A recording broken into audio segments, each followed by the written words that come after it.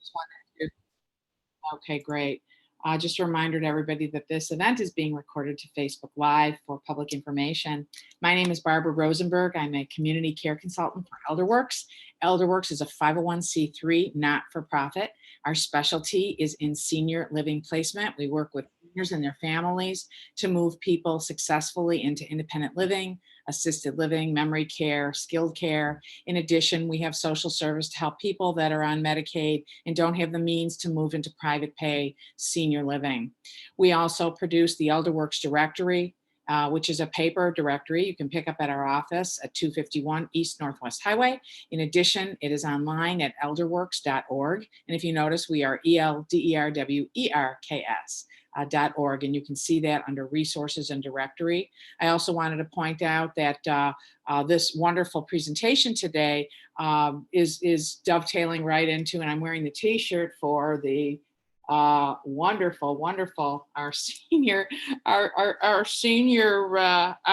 stepping out to fitness starting up soon. So I'm already in the fresh t-shirt. So it's a great event, and look into stepping out to fitness online. I'd like to introduce a couple of things. I want to thank Emily Grosinger, our office manager. I want to thank Kathy Odell, who's on this Zoom, who is a tireless volunteer for ElderWorks, helps us so much. So thank you for that. And I'd like to go ahead and introduce our speaker for today, who's talking on how to eat for a healthy heart. Julie Cohen has been a registered dietitian for over 35 years. She currently works at Advocate Good Shepherd Hospital in Barrington as an outpatient dietitian, helping to provide nutrition education for a variety of diagnoses, including weight management and heart health. And what's interesting is that as a discharge planner piece, those kinds of clients may go home with home care. Those kinds of clients may move to senior living, and they would contact us. And heart healthy eating, I can tell you, in senior living is outstanding. There are a lot of very healthy choices, balanced meals, etc.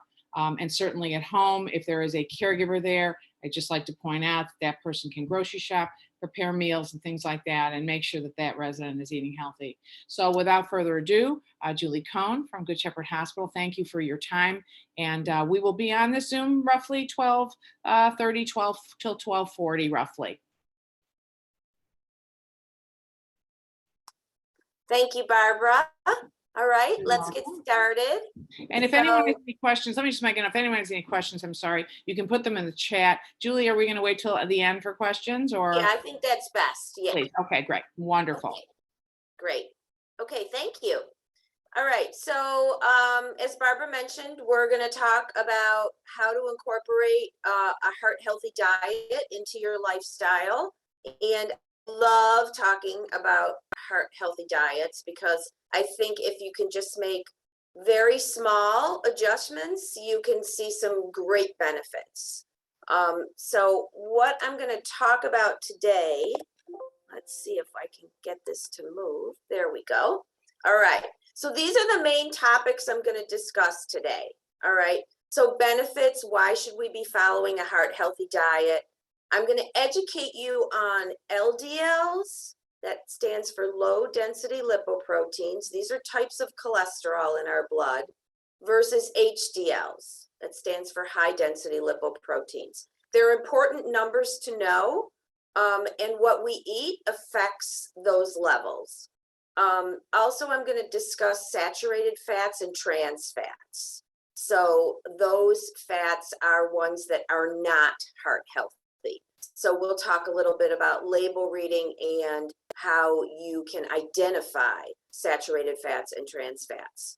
Hydrogenation, that will also come into play with label reading. Fiber, what role does fiber have in a heart healthy diet?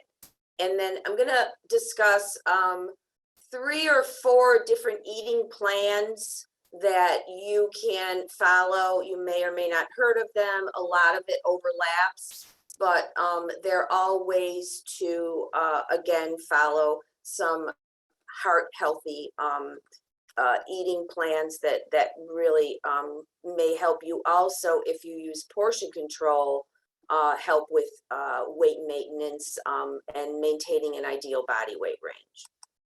All right, So first of all, why do we want to follow a heart healthy diet? What are our benefits? Well, it's going to decrease the incidence of heart attack and stroke. The other thing by following a heart healthy diet, by incorporating some of these things that I'm going to educate you on, we can decrease that LDL. So when you think about LDL, lousy, we don't want a lot of those in our bloodstream, okay? What happens is the high level of LDLs, that causes a buildup of cholesterol in our bloodstream that hardens and narrows the vessels, and that can damage the arteries and of course lead to cardiac events and stroke. Now, on the flip side, HDLs, think healthy. That's a component of cholesterol that we want a high level in our diet. So we want these healthy or HDLs circulating around. What they do is they absorb cholesterol and then they carry it back to the liver, and then that's excreted from the body. So HDL's good, healthy, LDL's lousy. Following a heart healthy diet can also decrease inflammation. You've probably heard a lot about inflammation in the body, but a heart healthy diet can decrease inflammation, and inflammation puts us at risk for cardiac disease, but also for diabetes, for rheumatoid and osteoarthritis, for these type of other disease states that we want to avoid, cancer as well. So we really want to try to eat an anti-inflammatory diet. Cardiac diet will help decrease blood pressure if you have hypertension or high blood pressure. You're going to live longer, studies have shown, if you follow a heart healthy diet. And then if we incorporate portion control, then we can also lose some weight and obtain or get to more of a ideal body weight range. So key elements of the heart healthy diet. All right, we're going to talk about saturated fats now. So saturated fats have a direct link toward increasing our risk of heart attack and stroke and cardiac events. Saturated fats are typically found in animal foods, though there is an exception, which we'll talk about. And you can eat saturated fats, but of your fat intake, those should be the smallest amount. So we do want to limit the intake of our saturated fats. They are the biggest contributor to raising the LDLs, the lousy, okay? So I said they're in animal products. Ways that we can decrease our intake of saturated fat and still eat animal products is dairy. So we should eat low-fat dairy. So if you're drinking milk, skimmer 1%. If you're eating yogurt, 0% milk fat. If you have cheese, low-fat cheeses. As far as meats go, of course, turkey, chicken, fish, those are already lean, but we do want to bake, broil, roast, or grill. We don't want any skin on our poultry. And if you have beef, which is higher in saturated fat, make sure that we trim all visible fat and that we have lean cuts, flank or tenderloin or sirloin or ground beef that is at least 97% lean. Those are all ways to continue to eat animal products, but make sure that they're as low as possible in saturated fats. Butter versus margarine. So butter's from an animal. It's going to be high in saturated fats. This is a personal choice. I prefer to eat butter. I know that it's from an animal. I know it contains saturated fats, so I need to use that in moderation, all right? That means we're not liberally putting butter on our vegetables and our baked potatoes and using it all over the place. We want to limit our intake of butter. If you choose to have margarine, which is completely fine, It should be tub, okay, a spread, not stick. And I'll talk to you about why it shouldn't be a stick, all right?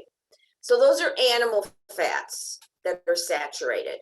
There's also 2 tropical fats that are saturated, or that, again, increase our LDL levels. And those are palm and coconut oil.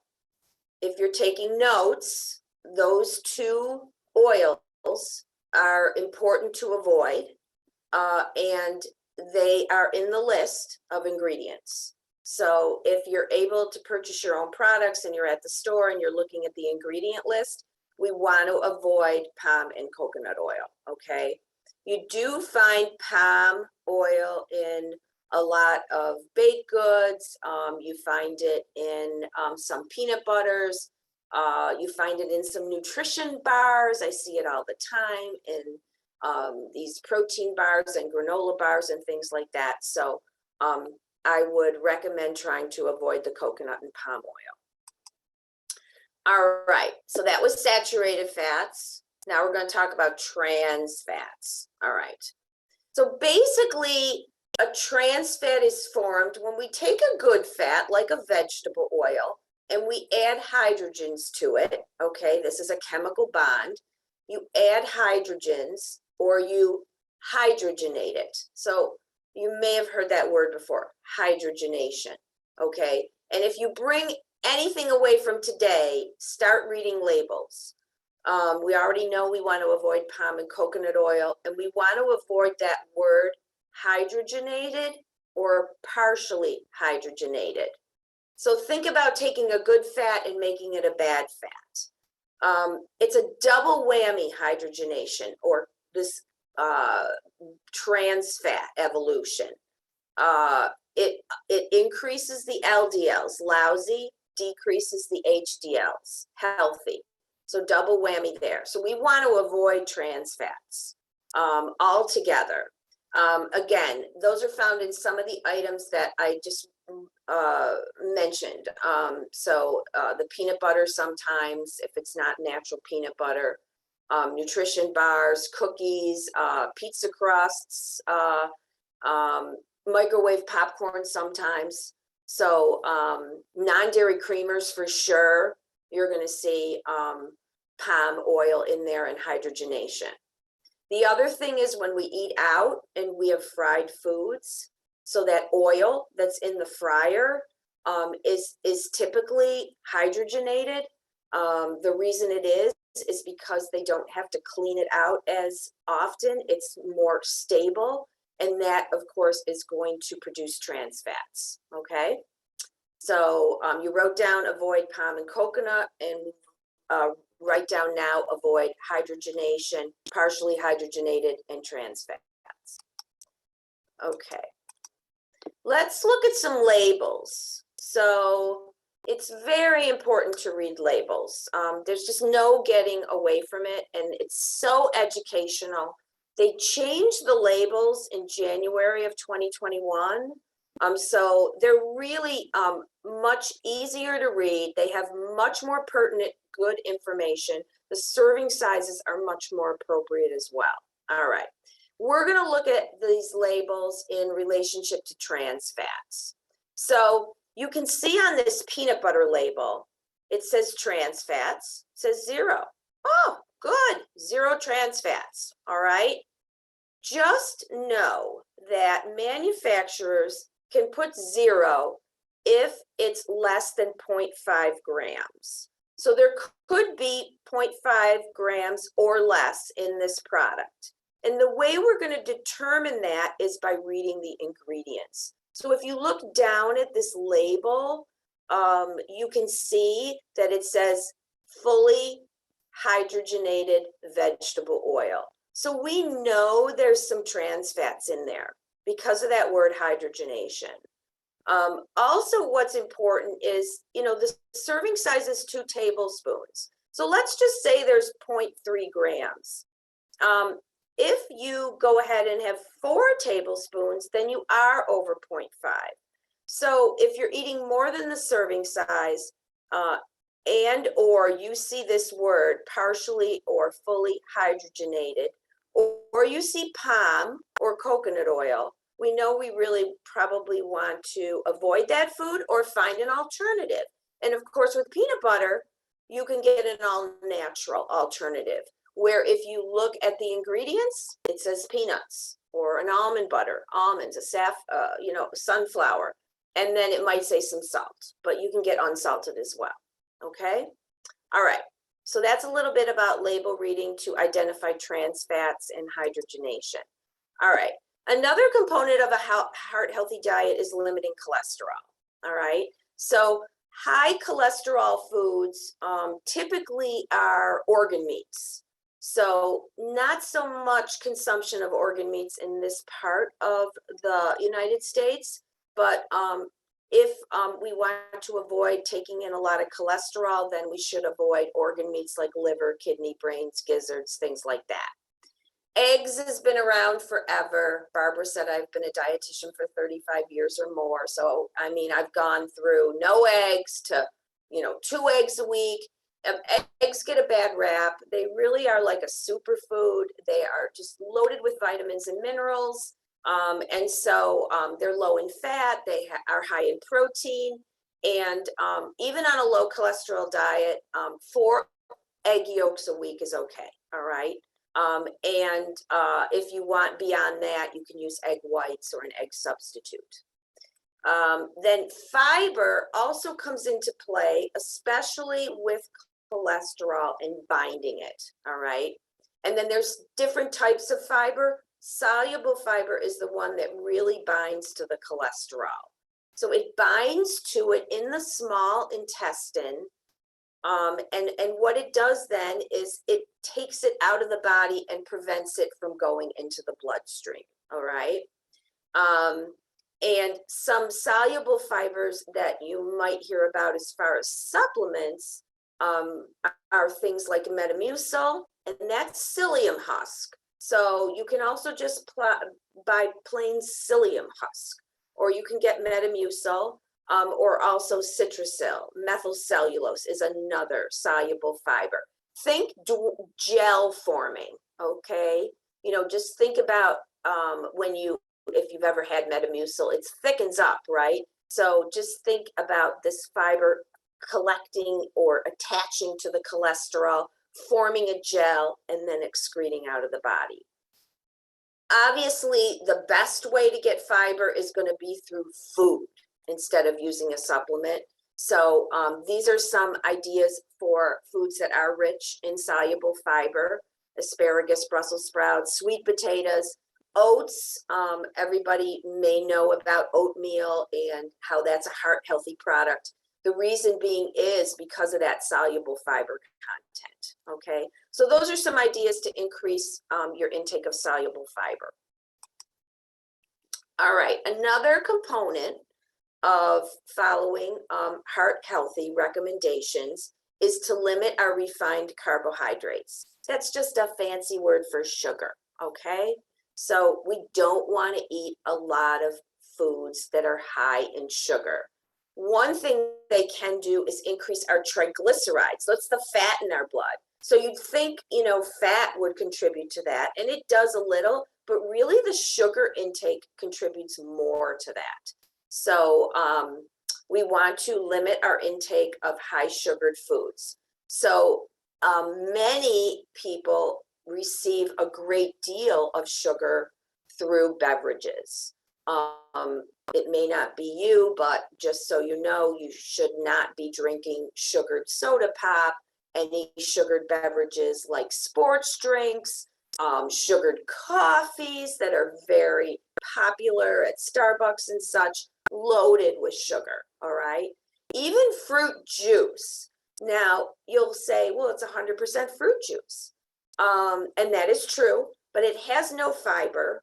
And it's so concentrated in natural sugar that if you do have juice, you should limit it to 4 ounces a day or avoid altogether. And stick to fruits that have fiber, that have more vitamins and minerals. Better option than fruit juice, all right? So here's more label reading, all right? I told you I'm really big on label reading. So as far as decreasing our sugar intake, this is new on the labels when they redid them in 21. See total carbohydrate there. And then it says at the very end, right above protein, includes added sugars. This is the line we want to pay attention to.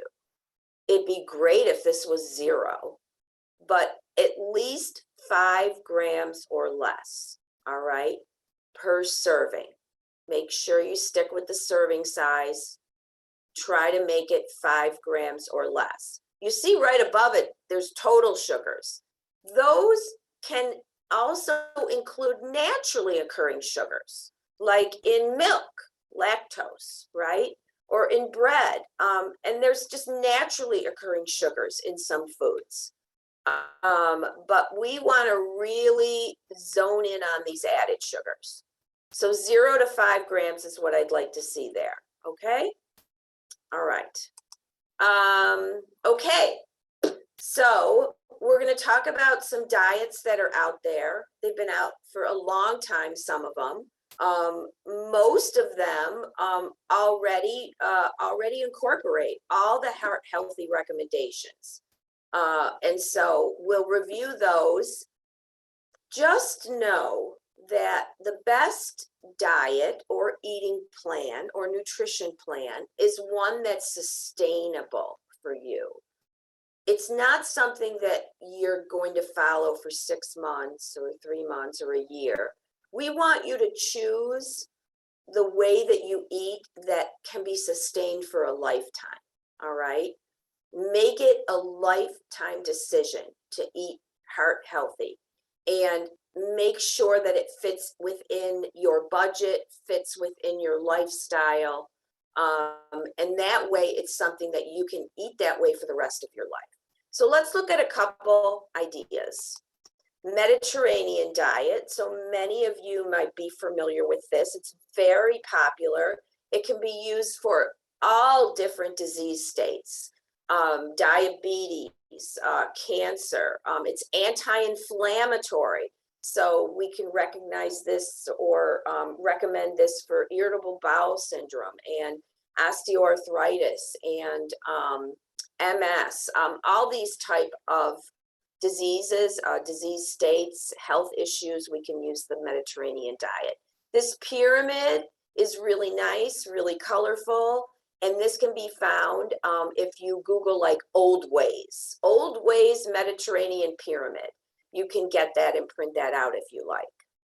So the key elements about the Mediterranean diet, it started mid-20th century in Crete and Greece and Italy. The emphasis is on more plant-based products. And so it's going to be also on heart-healthy fats, olive oil, avocado oil, seeds, legumes, lentils, protein sources. First and foremost would be the lentils, the nuts, the fish.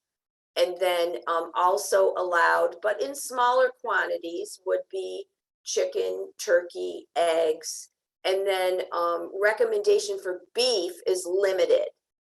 So that's one of the things that stands out with the Mediterranean diet.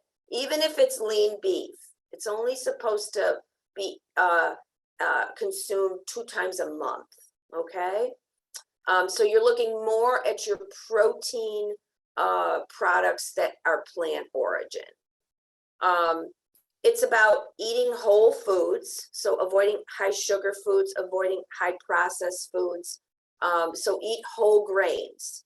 So what do we mean by whole grains? When you eat rice or pasta or bread, the first ingredients should be whole, W-H-O-L-E. Not enriched, not fortified, whole. You can't really tell by looking at the color of the bread either, because they can just put some caramel color in there. So that's what we mean by a whole grain product. Brown rice, whole grain pasta, whole grain bread. Carbs are not the enemy. They should be whole grain, and they need to be eaten in moderation. All right. When you think about eating whole grains, rice, pasta, potatoes, you can use your fist. This is a good serving size. Put your fist down on your plate. You always have your hands with you. So if you're out at a friend's house, a restaurant, or you're just eating in one of the communities where you live, this is a good size for a baked potato, a sweet potato, a half a cup of cooked rice, half a cup of cooked pasta, quinoa. All these are good whole grains. Bread could be about the size of your palm. That's a good serving size of a whole grain slice of toast or bread. And again, love it. Always have our hands with us. Okay. So we can use that for portion control. Okay. Focus on heart healthy fats. So heart healthy fats are going to be, they're not saturated, right? Those are the ones from animals. So they're going to be plant origin.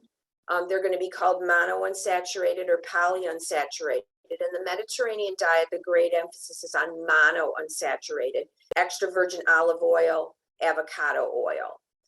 Those are the main oils. Again, the Mediterranean diet doesn't talk about any portion control.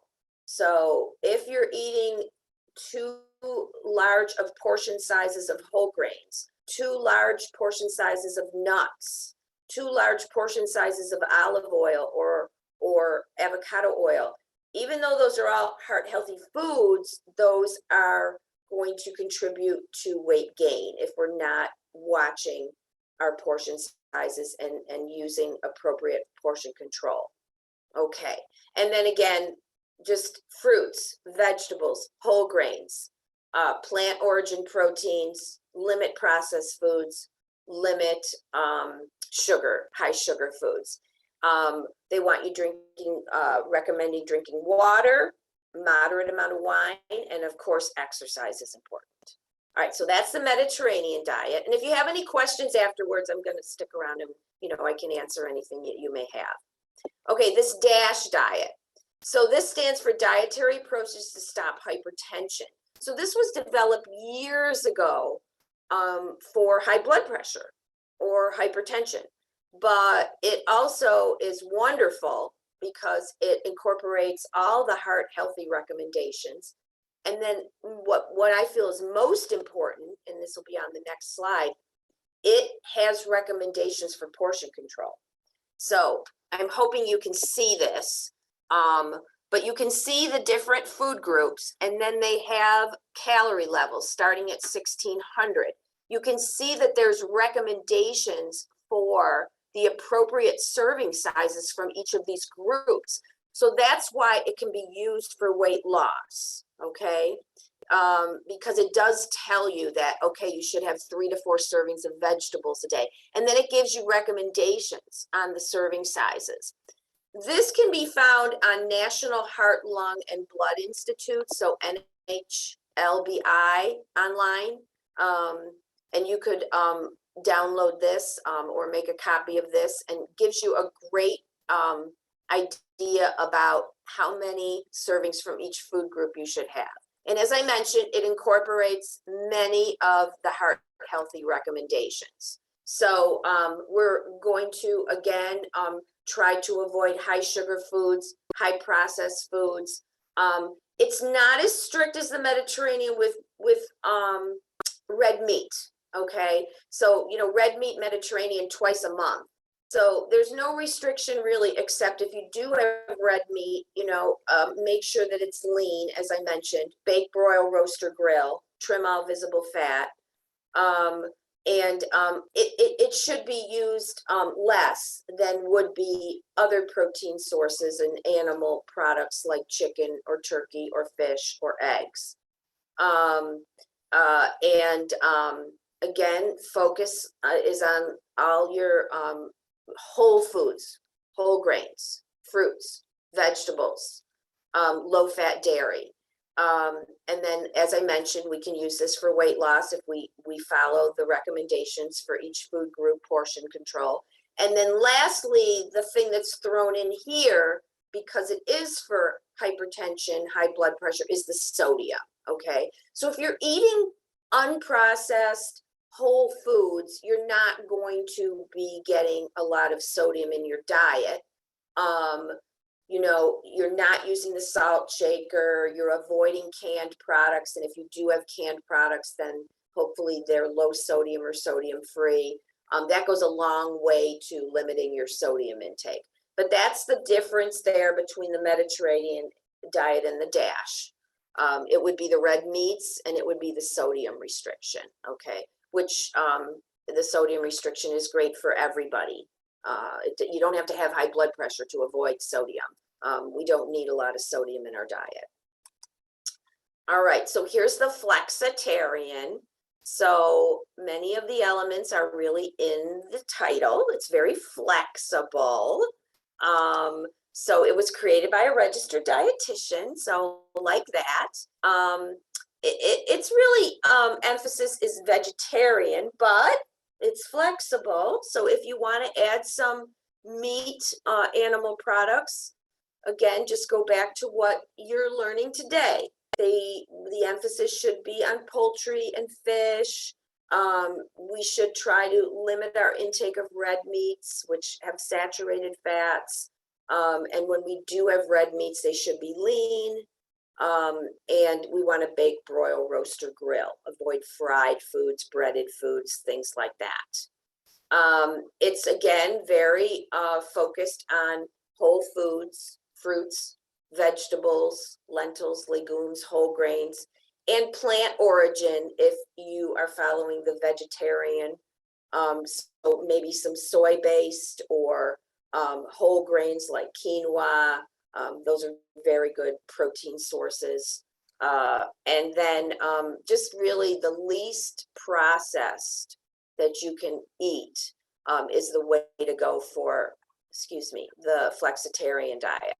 And then all of them, they're going to recommend low sugar, okay? We want to avoid foods with a lot of sugar in them. All right, no portion sizes here, right? So we don't have that element that the DASH diet did, but you can do that on your own. You can use your hand for portion sizes. And then I'm also going to show you like the My Plate method at the end.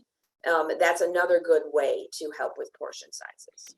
We're a little after 12:30, Julie. Oh. Just in terms of the timing. Okay, okay. So All right. There are some questions in the chat once you flip through some more slides to start. Okay, thanks. I get talking. Okay, this is the last one, the TLC, tender loving care. And one of the things that's different with this is it does say exercise. The Mediterranean is also about exercise, but it is the same: low cholesterol, low saturated fat, include fiber. And then let's go to the plate method. So this is really helpful. So if you look down on your plate, you know, and you're using your hands, your palm should be your protein source. Your fist should be your whole grain. And then half your plate you see here is fruits and vegetables. And if you're including a dairy, a low-fat dairy. Okay, all right. So we'll get to questions. I thank you all for listening. And let's go ahead, shoot. Any questions? Look in the chat, Julie, if you can, and you can see. All right, let's see. Very good. Okay, let me go to the top. Okay. Interesting about pizza crust, never considered, but did wonder about naan bread at Indian restaurants.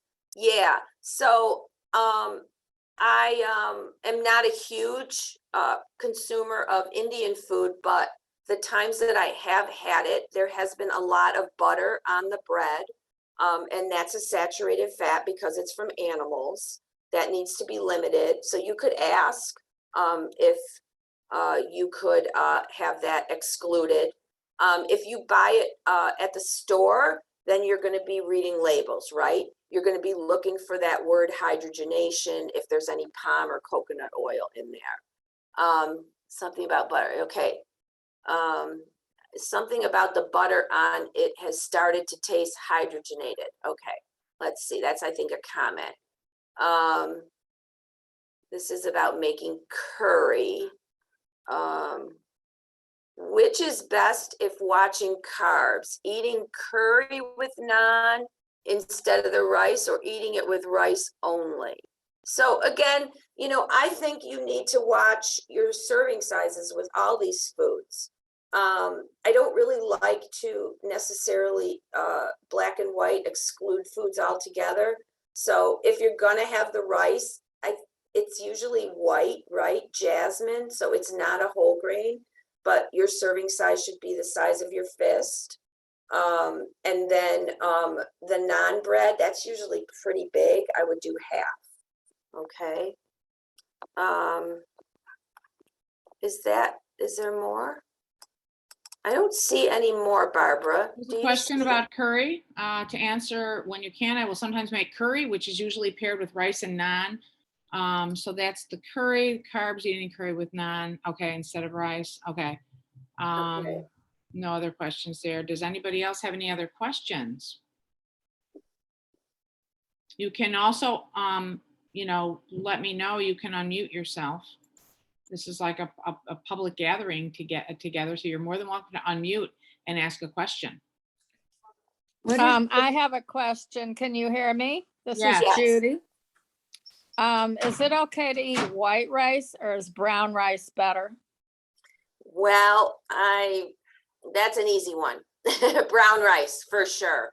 White rice has no nutritional value at all. It shoots your blood sugar right up because it's so processed that it shoots it up, and then you have this down where then you are hungry very early.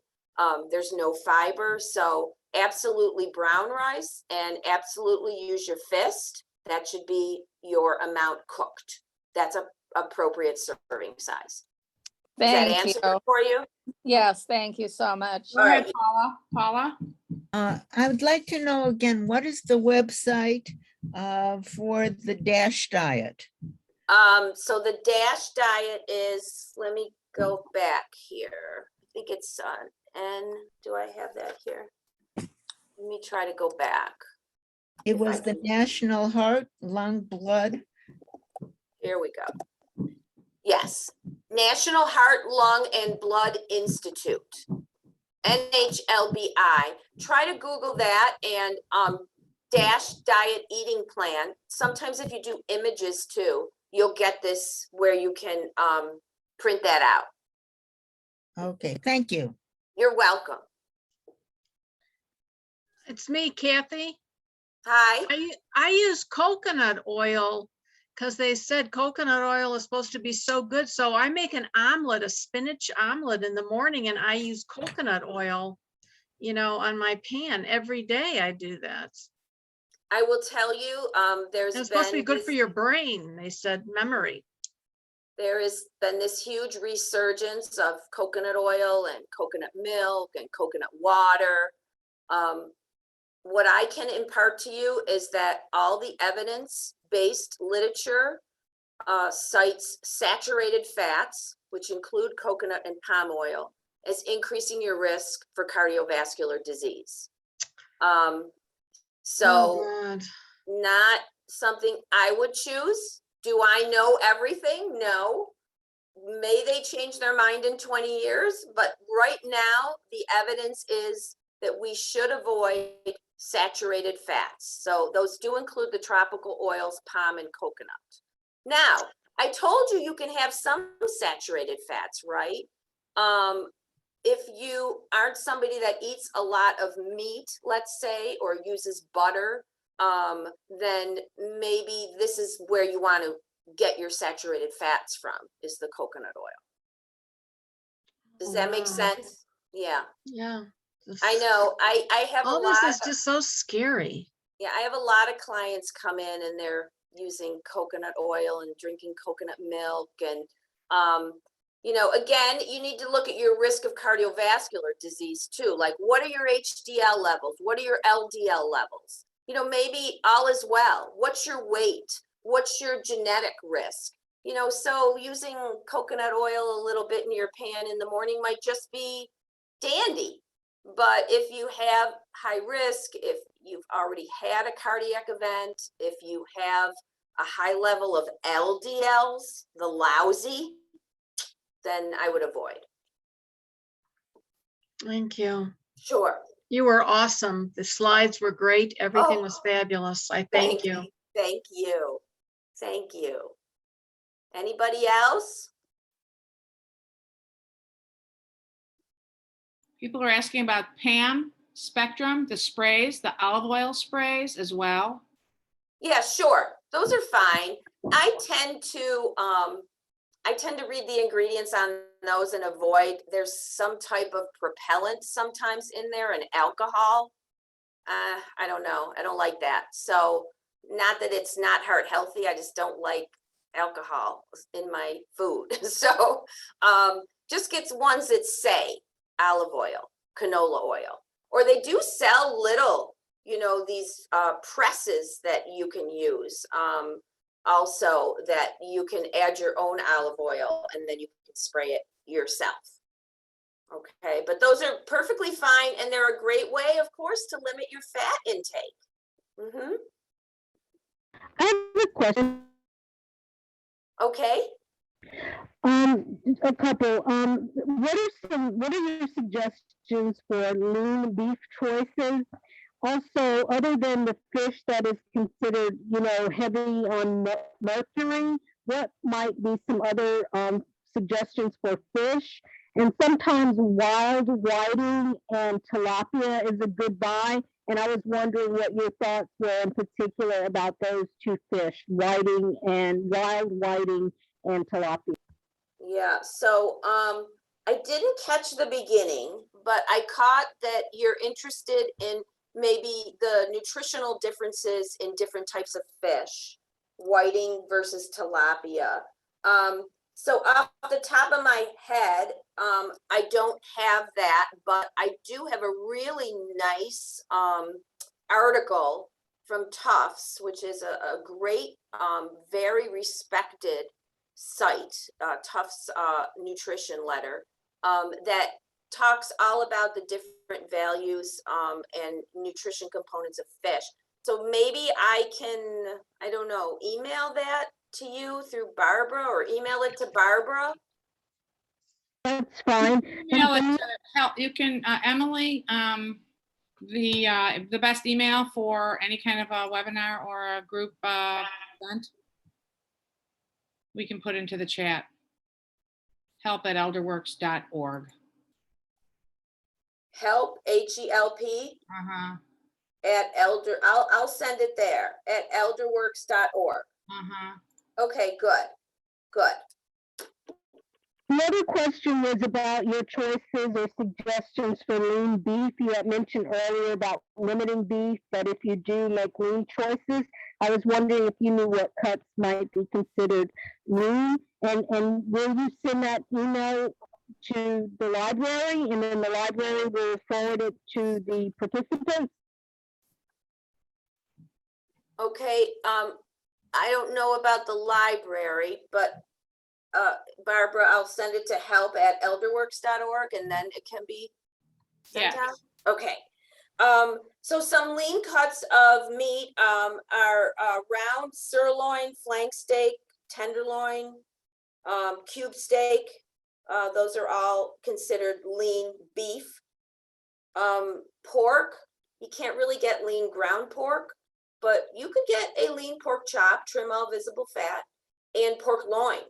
Pork loin is just as lean as chicken. Okay. Do you believe that you're supposed to saute? So when you put the good olive oil into the pan and you're going to saute vegetables, you're going to do something, that you put the item in with the oil and not heat up oil first? I don't read about yeah, that. I mean, I don't know about any like nutritional value that is, you know, going to play out there. I don't know if there's maybe some type of degradation of the oil if it gets too hot. I think just using the olive oil, good idea, right? Monounsaturated fat. Still use it in moderation so that you can have some weight control. And then either way, but I tend to put it all in together and then heat it up.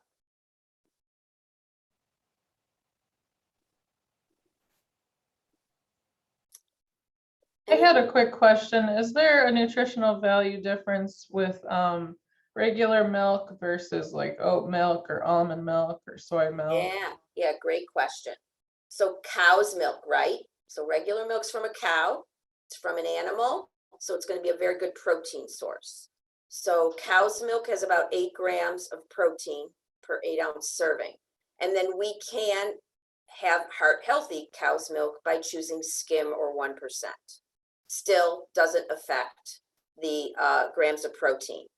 Now, if we use a milk alternative like almond milk, some oat milks are fortified with protein, but the almond milks out there, people use frequently, those don't have good protein content. The only milk alternative with close to cow's milk is soy milk. So that has about 7 grams. And then you could read labels. They're coming out all the time with like different milk alternatives that they fortify with protein because it's not naturally occurring. They fortify them sometimes with calcium too. And then be sure with milk alternatives that you're looking at that line includes added sugars. 0. We don't need any sugar added. So we want unsweetened 0 there, okay? So that's milk alternatives.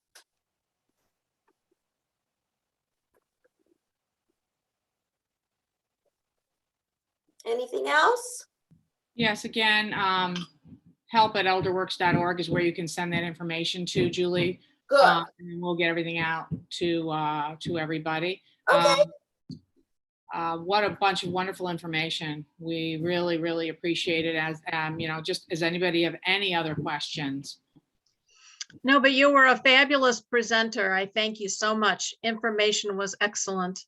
All right, thank you for that. I really enjoy it. I enjoy educating people. And like I said in the beginning, just some of these little type of adjustments, they just can make huge benefits for us.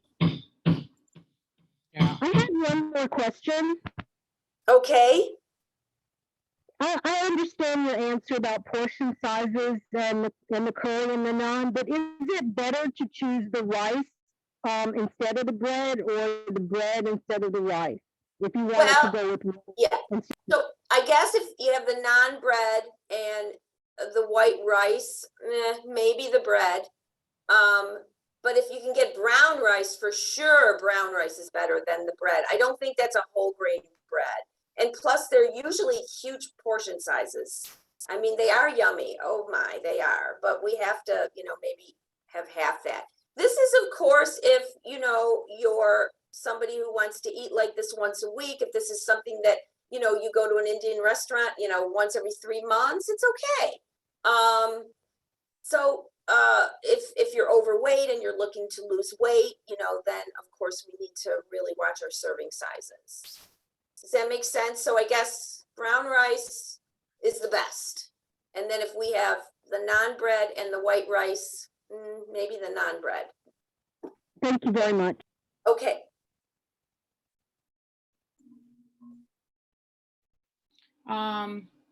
Anybody else? Any other questions?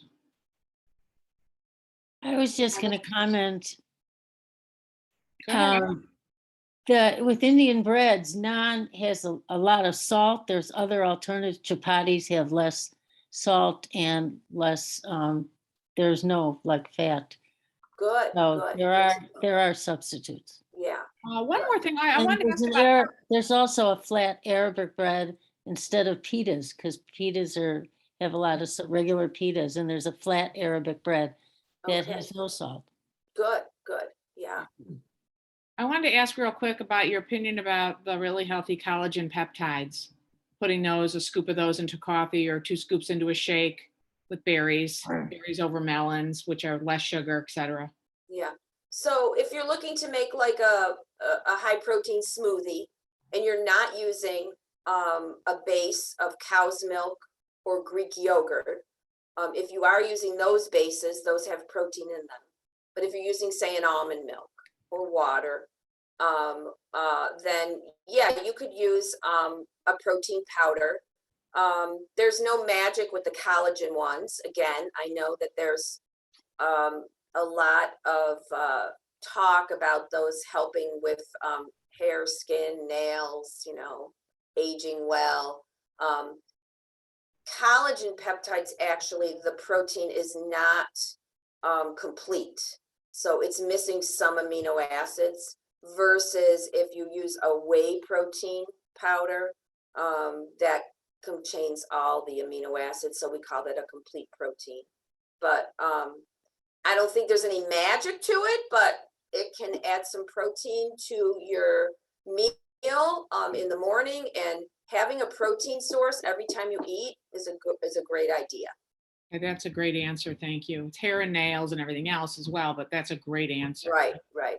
You know, another thing, all of these new plant-based proteins, meat and whatever, some of them have a lot of junk in them. Yeah, And yeah. it's better to eat a lean piece of something once in a while than some of the Right. Yeah, substitutes. and it just goes back to reading labels, right? Yeah. I mean, I eat like a soy burger it's Dr. Frager's, but I mean, I can like pronounce all the ingredients, corn and peas, and you know, so kind of look at that. I think that's very helpful.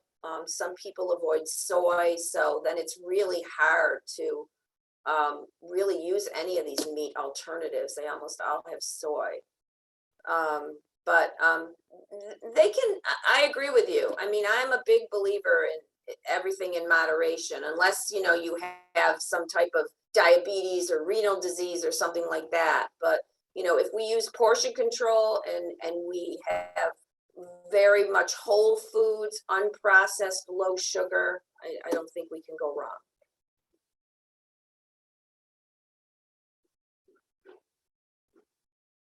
Okay, I think we're all set. I'll send that link to that good fish article to this help@elderworks.org, and then you can all see that. Wonderful. Well, thank you, everybody. Have a wonderful afternoon. Thank you again for your time, Julie. We really You're appreciate welcome. it. I think everybody learned something, and everybody stay healthy. Most importantly, hope you participate in our Stepping Out to Fitness. Continue to check out elderworks.org for all of our offerings for the public. Thank you. All right, thanks, Barbara. My pleasure. Bye-bye.